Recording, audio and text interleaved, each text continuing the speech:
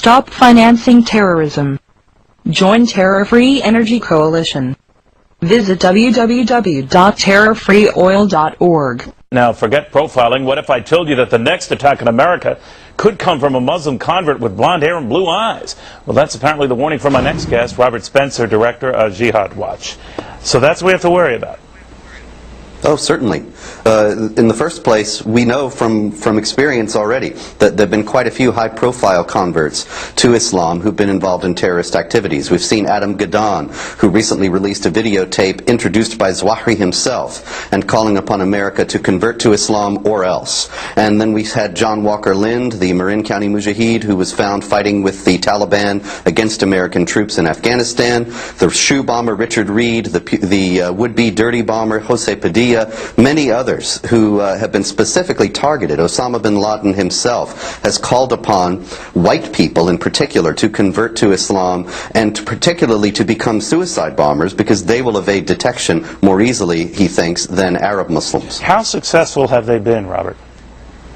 Well, they are making a concerted effort, and U.S., British, and Croatian intelligence they've all issued reports on this, and they are trying to target marginalized people who feel as if they're at the fringes of society. Of course, we've seen quite a few efforts made among the black American community in the same way, trying to capitalize on feelings of alienation that are already there and to direct them in a violent direction that they can use to further the aims of the global jihad. You know, I thought as you were saying there that we've got this push now to encourage profiling.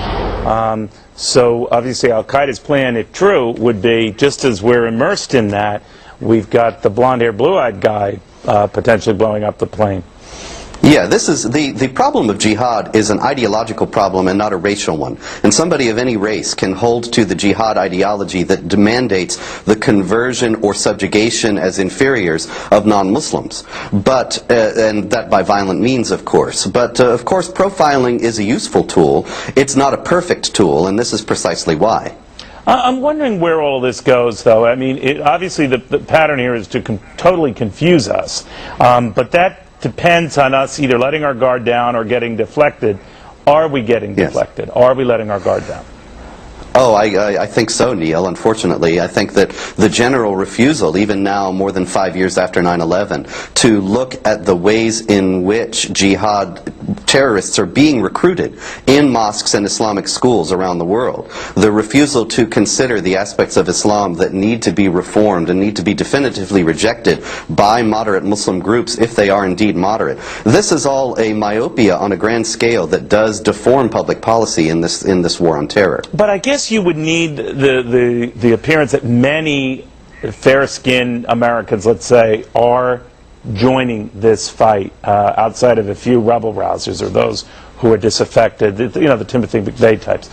Do you have any evidence that it's wider than this, an isolated few? You're quite right to say, well, you need one or two to do a lot of damage, but how wide is this?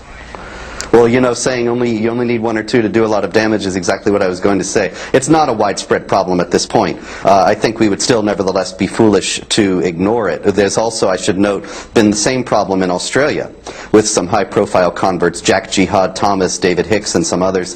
And this is really a worldwide phenomenon. And so even though it is happening on a very small scale at this point, as you say, it really only, even Richard Reed showed us, it only takes one to do a tremendous amount of destruction. Exactly right. Robert Spencer, wise words. Thank you very much. Stop financing terrorism. Join Terror-Free Energy Coalition. Visit www.terrorfreeoil.org.